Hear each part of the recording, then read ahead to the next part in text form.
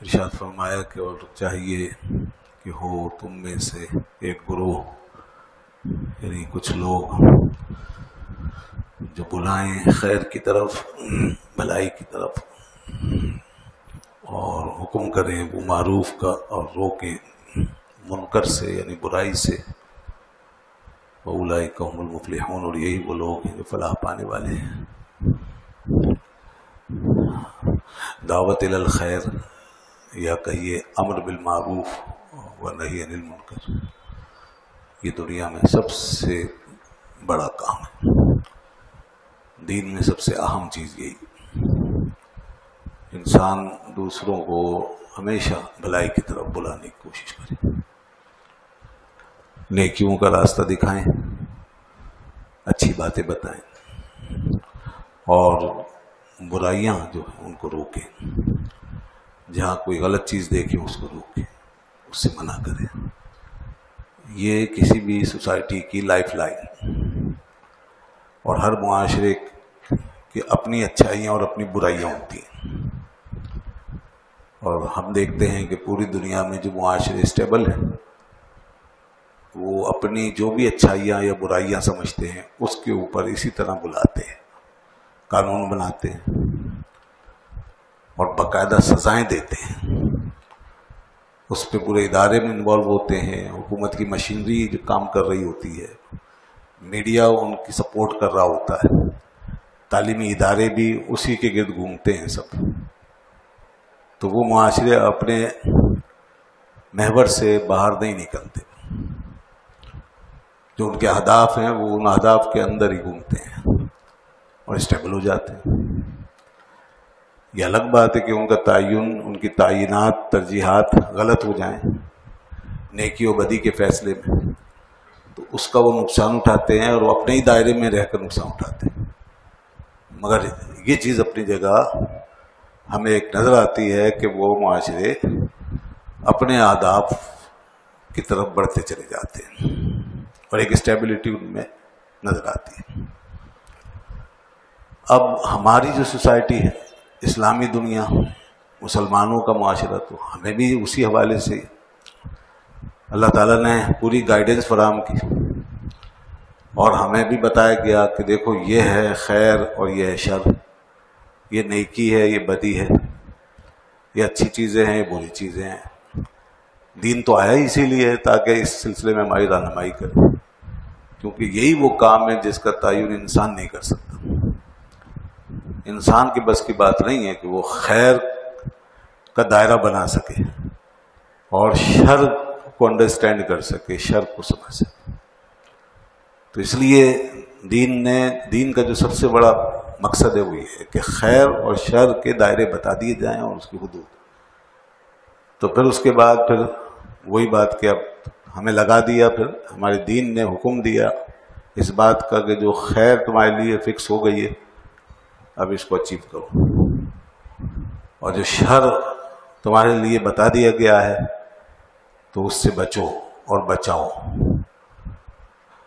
تو اگر اسلامی تعلیمات کی روشنی میں کوئی سوسائٹی اس ہدف کو حاصل کرے اور امر بالمعروف اور نہی عن المنکر کا نظام قائم کر لے تو جناب آپ کی سوسائٹی کی جو اسٹیبلٹی ہے اس کو کوئی چھو ہی نہیں سکتا،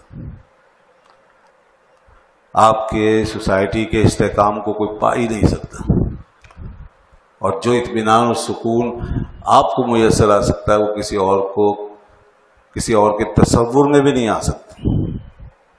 اصل تو آئیڈیلزم وہی جو دین ہمیں بنا کر دیتا ہے، تو اس لیے یہاں بھی ہمیں کرنا پڑے گا یہ، لیکن افسوس ہے کہ یہاں اس کی کوئی فکر نہیں ہے۔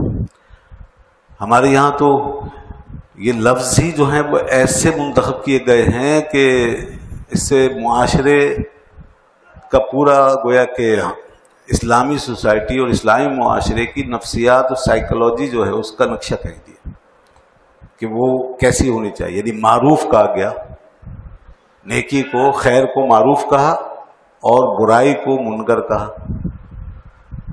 معروف کا مطلب ہے جو چیز جانی پہچانی انٹروڈیوسڈ سب کے علم میں ہو، اس کو معروف، یعنی نیکی کے کام کو معروف بہت سارے نام ہیں نیکی کے بہت سارے نام ہو سکتے ہیں، اور وہ آئے ہوئے ہیں مختلف زبانوں کے اندر، مختلف لغتوں کے اندر، لیکن قرآن پاک میں جو زیادہ تر نام آیا قرآن میں اور حدیث میں وہ معروف ہے۔ معروف کا مطلب جو چیز مشہور، تو مطلب یہ ہوا یہاں پر یہ تصور دیا گیا اسلامی سوسائٹی وہی ہونی چاہیے، اسی کو کہا جائے گا جہاں نیکی کا عرف چلتا ہو، بس اچھی باتوں کا عرف عام ہو، اور لوگ جب پیدا ہوں اور آنکھ کھولیں تو انہیں اچھی باتیں ہی متعارف نظر آئیں کہ ہاں یہ کام ہے کرنے کے، ان کاموں کو کرنا چاہیے، یہ اچھے اچھے کام ہیں۔ جیسا کہ ہمارے یہاں بھل کچھ چیزیں ہیں اور وہ معروف ہیں، اور ہمارے یہاں ہمارے گھروں میں پیدا ہونے والا بچہ آنکھ کھولتے ہی اور سمجھداری پاتے ہی اس کو جان لیتا ہے یہ کام کرنے چاہیے، یہ اچھے کام، یہ ہمارے تمام لوگ جو ہیں اس کو چاہتے ہیں، پسند کرتے ہیں، اس کی تعریف کرتے ہیں۔ اسی طرح برائی کو کہا گیا منکر کا مطلب ہے اجنبی، جس کی پہچان ختم ہو جائے، جو کبھی کبھی نظر آئے، کہیں کہیں دکھائی دے، منکر اس کو کہتے ہیں۔ منکر نکیر بولتے ہیں نا، تو منکر نکیر اسی معنی میں بولتے ہیں، برائی کے معنی میں نہیں بولتے، اس کے اصل معنی جو ہے وہ میں لے رہا ہوں، وہ اس معنی میں ہے وہاں، یعنی جن کو دیکھ کر کے ایک دم آدمی انکار کر دے گا، نہیں نہیں نہیں نہیں، وہ اتنے خوفناک ہوں گے کہ انسان ان سے مانوس نہیں ہوگا، ان سے دور بھاگے گا، انکار کرے گا، نہیں نہیں، اس لیے ان کو منکر کہا، منکر۔ تو برائی کو بھی منکر کہا گیا، اس لیے کہا گیا کہ برائی اسلامی سوسائٹی میں جب بھی برائی پیدا ہو تو لوگوں کی طبیعتیں ایسی ہونی چاہیے، ذہن ایسے ہونے چاہیے کہ اس کو دیکھ کے انکار کرے، نہیں یہ ہمارا کام ہی نہیں، یہ ہمارا کام نہیں، یہ ہمارا معاشرہ نہیں ہو سکتا، یہ تو کسی اور کا کام ہے، یہ کہیں اور کی تہذیب ہے یہ چیز۔ تو یہ لفظ جو ہے اس طریقے سے چنے گئے، معروف اور منکر، اور پھر فرمایا تو معروف کا حکم کرو اور معروف کو پھیلاؤ۔ تو اب یہ پھیلانا اس لیے ضروری ہے کہ سوسائٹی خود بخود اپنی حالت پہ قائم نہیں رہتی۔ ہاں یہ ضروری نہیں ہے کہ معروف جو ہے ہمیشہ معروف ہی رہے گا، منکر منکر ہی رہے گا، نہیں، اس کو قائم رکھنا پڑے گا، معروف کو کھینچ کے لانا پڑے گا، اور جو ہے اس کو روک کے رکھنا پڑے گا کہ نکل نہ جائے، کہیں یہ چینج نہ ہو جائے، ذہن نہ پلٹ جائے، ایسا نہ ہو کہ معروف نہ رہے، منکر بن جائے، کہ لوگ معروف کو اجنبی سمجھیں اور کہیں نہیں یہ ہمارا کام نہیں، اور جو منکر ہے وہ وہاں سے اٹھ کر معروف بن جائے کہ لوگ اس کو دیکھتے ہی اپنانا شروع کر دیں اور اس سے دل لگا لیں، تو یہ پھر معاملہ بالکل پلٹ جائے گا۔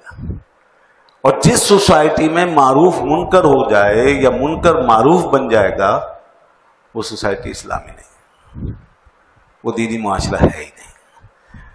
ہاں وہاں مسلمان ضرور رہتے ہوں گے، نام کے مسلمان ہوں گے، ان کے نام اسلامی ہوں گے، مسجدیں بھی ہوں گی، آستانے بھی ہوں گے، خانقاہیں بھی ہوں گی، اسلام کے جھنڈے بھی ہوں گے، کچھ رسمیں بھی ہوں گی، رواج بھی ہوں گے، جی ہاں بڑے بڑے کراؤڈ بھی ہوں گے، اجتماعات بھی ہوں گے، جلسے جلوس بھی ہوں گے، لیکن وہ اسلامی معاشرہ نہیں بن سکے گا جب تک کہ اس میں معروف اپنی پوری پہچان کے ساتھ نہ سمجھا جائے اور منکر جو ہے وہ اس کو منکر نہ مانا جائے، جب تک کہ اس کو منکر نہ مانا جائے، معروف سے دل لگے، منکر سے آدمی بھاگے۔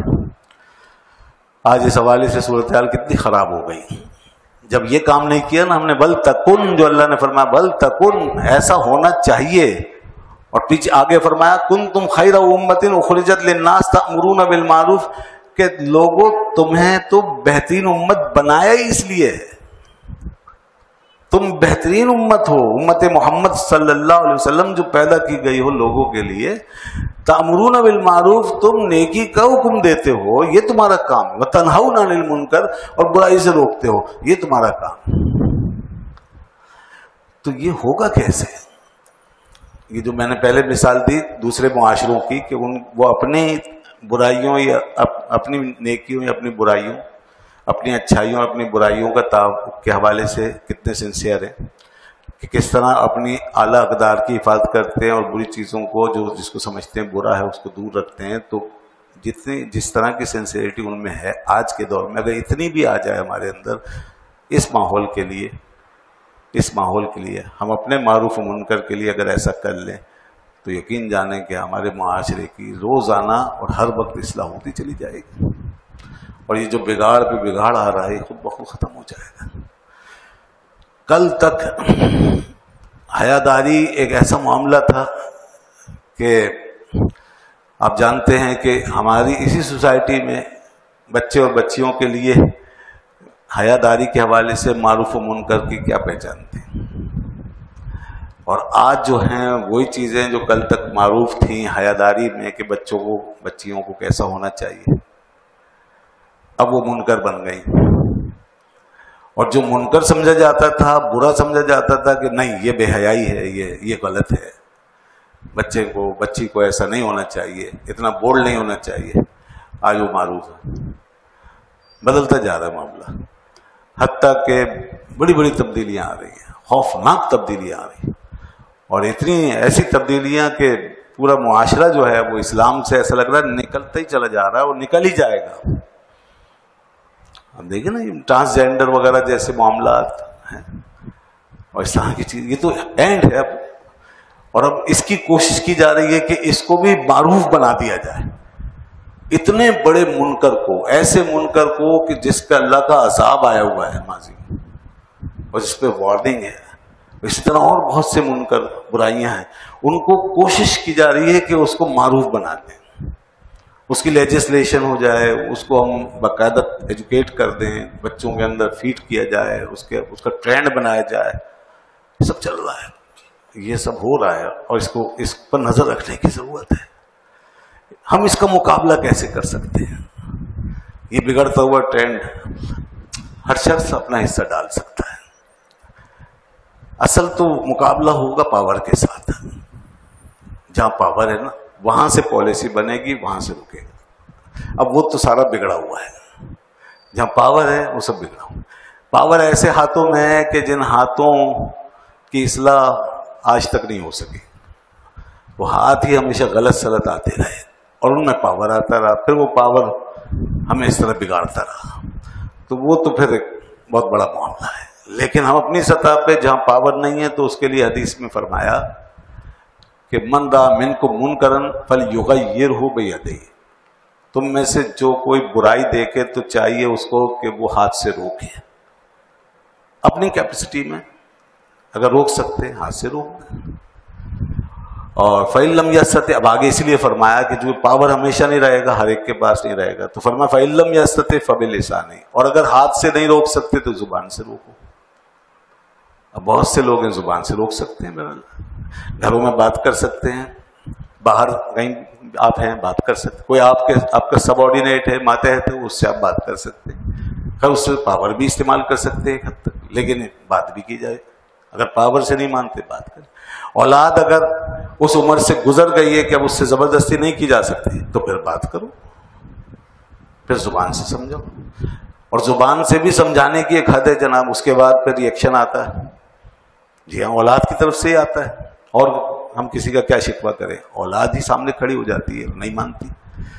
अच्छा, अगर ऐसी सूरत हो जाए तो फिर अल्लाह के रसूल सल्लल्लाहु अलैहि वसल्लम फरमाया फ़इल्लम यस्तति फ़बिक़ल्बिही, तो फिर एक काम जरूर करना कि अपने दिल को संभाल के रखना। अगर जुबान से भी नहीं रोक सकते तो दिल से नफरत करो, दिल में बुरा चाहो। फिर ये नहीं करना कि भाई बच्चे हैं कोई बात नहीं, क्या हो गया, ये हैं असल मुजरिम, अब इनके लिए कोई उज़र नहीं है, चाहे वो दादा दादी हो, नाना नानी हो, बड़े बूढ़े हो, बड़े नमाजी हो, परहेजगार हो, मुजरिम है।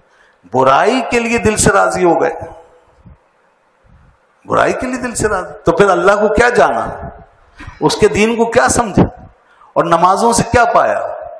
नमाज ही के बारे में कुरान फरमाता है इन्ना सलात तन्हा अनिल फहशाई वल मुनकर, ये नमाज जो है यही रोकने वाली चीज है, फाशा यानी बेहयाई से और हर बुराई से। तो अगर इस दर्जे में भी एक नमाजी की नमाज नहीं रोक रही कि वो दिल में बुरा समझे, तो उसकी नमाजें बेकार हैं, उसके अमाल का उस पर कोई असर नहीं है। अब वो बड़े बूढ़े और घर के जो सरपरस्त होते हैं कहते हैं बच्चे हैं कोई बात नहीं, खुशी है, خوشی کا موقع ہے، کرنے دو، یہ راضی ہے ہوئے، گناہگار ہیں آپ، تو کم از کم اپنے آپ کو گناہگار نہ کریں، اس پر سوال ہوگا۔ اسی لیے حدیث میں ذالک اضعف الایمان، یہ ایمان کا ضعیف ترین درجہ ہے، دل میں برا جاننا، اور اس سے بھی اگر گر گئے تو بھی ایمان کا کیا ہوگا پھر؟ تو اس لیے ہمیں دل میں برا جاننا پڑے گا، نفرت کریں، ہم روک نہیں سکتے، ٹھیک ہے مجبور ہیں، اللہ جانتا ہے، لیکن نفرت کریں، اس کو انڈورس نہ کریں، اس کو جسٹیفائی نہ کریں، اس کی تائید نہ کریں، اس کی حمایت نہ کریں، جب اظہار کریں تو ناراضی کا اظہار کریں اور صاف کہہ دیں میں تم سے راضی نہیں ہوں، اتنا کہنے پہ کوئی حملہ نہیں کر دے گا، اتنا کہنے پہ کوئی اٹیک نہیں کر دے گا، یہ صرف اللہ کی رضا کے لیے کہ اللہ راضی ہو جائے گا اگر ہم نے اتنا بھی کہہ دیا کہ میں تم سے راضی نہیں۔ لیکن لوگ تو شریک بھی ہوتے ہیں، باقاعدہ بچوں کی خوشیوں کے لیے، خاندان کی خوشیوں کے لیے، قوم کی خوشی کے لیے، لیڈروں کی خوشی کے لیے، کارکنوں کی خوشی کے لیے، جی اپنے پیٹی بھائیوں کی خوشی کے لیے شریک بھی ہوتے ہیں کہ جی اب ساتھ چلنا پڑتا ہے۔ نہیں نہیں نہیں، یہ گناہ پر گناہ ہے، راضی بھی ہوئے ساتھ بھی دیا تو یہ تو پورا وہ گناہ کا عمل ہوا ہے، اور دونوں ایک ہو گئے بالکل، جس نے کیا اور جس نے ساتھ دیا دونوں ایک ہی سطح پر ہیں، دونوں برابر ہیں۔ تو اس لیے بچیے، جہاں تک روک سکتے ہیں روکیے، اور یہی وہ کام ہے زمین پر کہ جس کی وجہ سے جو آخری ڈیڈ لائن ہے، جس کی وجہ سے اللہ تعالیٰ کی رحمت آتی ہے، بس یہ ڈیڈ لائن کراس ہو جائے تو پھر رحمت کے دروازے بند۔ پھر حدیث میں آتا ہے پھر تم دعائیں مانگتے رہو گے، اللہ تمہاری دعائیں نہیں سنے گا۔ برائیاں ہو رہی ہیں تم روک نہیں رہے، تم ان سے راضی ہو، تو پھر اس کا کیا رہ گیا؟ تم نے اللہ کا کیا رکھا معاشرے، اس کی کون سی چیز رہنے دی؟ اب اس کا پاور ہی ہے، رضا تو ساری اڑا دی، رضا کے دائرے سے تو باہر نکل گئے، اب سے پاور ہے اس کا جو تم پر اپلائی کر دے گا، اور جب وہ اپلائی کر دے گا تو فرمایا پھر قحط آئیں گے، پھر زلزلے آئیں گے، پھر طوفان آئیں گے، پھر وبائیں بلائیں یہ تمہارا سامنا کریں گی، تم ان سے درپیش ہو جاؤ گے، پھر یہ چیزیں پیش آئیں گی۔ تو دیکھیے وہ ہو رہا ہے، تو اس لیے ہمیں اس سطح پہ رہنا ہے کہ ہمیں برائی کو برائی کہنا ہے۔ ایک شخص نے نماز نہیں پڑھی، مجھ سے راضی ہے نہیں، آپ بے شک نماز پڑھ کے آ گئے لیکن آپ اس سے راضی نہیں ہوں گے۔ اگر آپ اس سے کہہ نہیں سکتے نماز کا تو کم از کم راضی نہیں ہوں گے، یہی کہیں گے کہ میں تو اس کام کو غلط سمجھتا ہوں، برا کیا تم نے۔ اور دیکھیے ایک اور سطح بہت خطرناک ہے راضی ہونے کے حوالے سے، کہ برائی کے ساتھ راضی ہونا زیادہ گناہگار بنائے گا، اور کبھی کبھی ایسا ہوتا ہے کہ ایک شخص کفر بکتا ہے یا کوئی کفر اور شرک کا کام کرتا ہے اور ہم اس سے راضی ہیں، تو یہاں تو ایمان ہی گیا، اتنا اہم مسئلہ ہے۔ اگر کفر اور شرک کے کام سے راضی ہو گئے تو ایمان بھی گیا، ہم مومن ہی نہیں رہے، ابھی تک ایمان بچا ہوا تھا، اب ایمان بھی گیا۔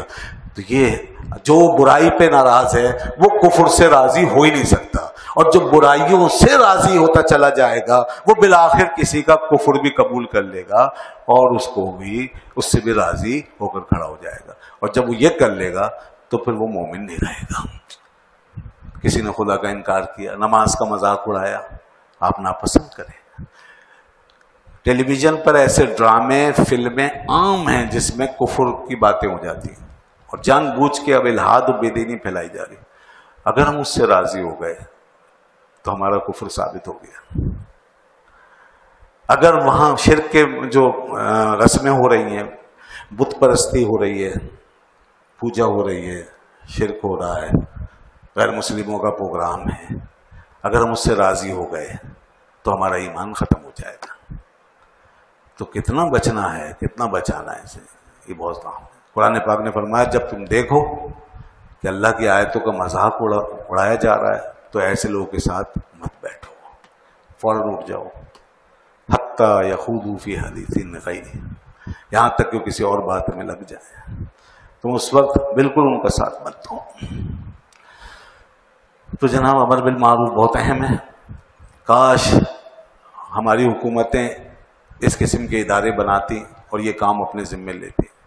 یہ ان کا کام تھا سب سے پہلے، پھر ہمارا کام شروع ہوتا ہے.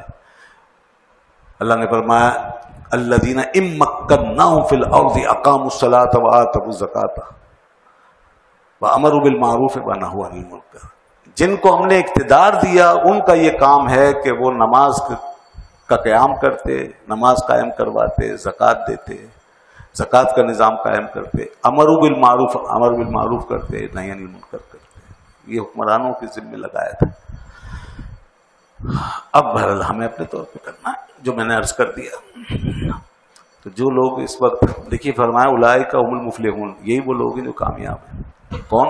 جو یہ کام کر رہے ہیں. تو بڑے اچھے لوگ ہیں وہ جو آپ کے معاشرے میں آپ کو اچھی باتیں بتا رہے ہیں. حدیث میں آیا دو آدمیوں پہ رش کیا کرو. ایک اس مالدار پہ جسے اللہ نے مال دیا، پھر اس نے اپنا مال خرچ کیا اچھے کاموں میں، وہ خوش نصیب ہے. دوسرا اس شخص پر جسے اللہ نے علم دیا اور پھر اس نے اپنا علم پھیلایا اور لوگوں کو اچھی باتیں بتائی. تو ایسے لوگ جہاں بھی ہیں، علماء کی بڑی ذمہ داری ہے، طلباء کی، مشائخ کی. اور بدقسمتی سے آج بہت سے ایسے بھی لوگ ہیں جو بظاہر دینی کہلاتے ہیں مگر وہ امر بالمعروف اور نہی عن المنکر کا حق ادا نہیں کرتے. وہ دنیا داری کی طرف لگ جاتے ہیں اور بہت سے اور فالتو کاموں میں پڑ جاتے ہیں، اپنی واہ میں لگ جاتے ہیں، اپنی شخصیت کے اندر گم ہیں. وہ کام کر رہے ہیں، وہ اپنی کیپیسٹی میں اس کا حق ادا نہیں کر رہے جو ان پہ فرض ہے. اگر ایک شخص اس کے سامنے اس کے طلباء ہیں اور ایک شخص اس کے سامنے اس کے مرید ہیں تو اس کا فرض ہے کہ اپنے طلباء کو اور اپنے مریدوں کو امر بالمعروف و نہی عن المنکر کرے. ضروری ہے ان کی حتی الامکان اصلاح کرے جہاں تک ہو سکتا ہے. جیسے ایک باپ کا فرض ہے کہ اپنی اولاد کو امر بالمعروف و نہی عن المنکر کرے. اور اس کا اثر ہوتا ہے جب یہ کام کیا جاتا ہے اور سمجھایا جاتا ہے اور بات کی جاتی ہے. تو اگر 100% نہ بھی صحیح تو بہرحال کسی حد تک، کافی حد تک اثر ہوتا ہے. لیکن جب ہمیں اس کی فکر ہی نہیں ہے اور ہم چھوڑ دیں ایسے ہی کہ مرید ہمارے اور طالب علم ہمارے اور ہمارے معتقد جو چاہیں کریں اور ہم اسے نظر انداز کر دیں تو ہم مجرم ہیں. یہ جرم ہے. جیسے ماں باپ بھی سب میں نے بتا دیا کہ اپنی اولاد کو چھوڑ دیں ایسے، ان کی تربیت نہ کریں تو وہ بھی مجرم ہے. ہر شخص کی ذمہ داری ہے، ہر شخص کی. اللہ اکبر. اور یہ فلاح کا راستہ ہے بس. اس کے علاوہ ناکامی اور نامرادی. اور جب انشاءاللہ یہ کام کریں گے نا ہم تو دعائیں بھی قبول ہوں گی. پھر دعا مانگیں دعا قبول.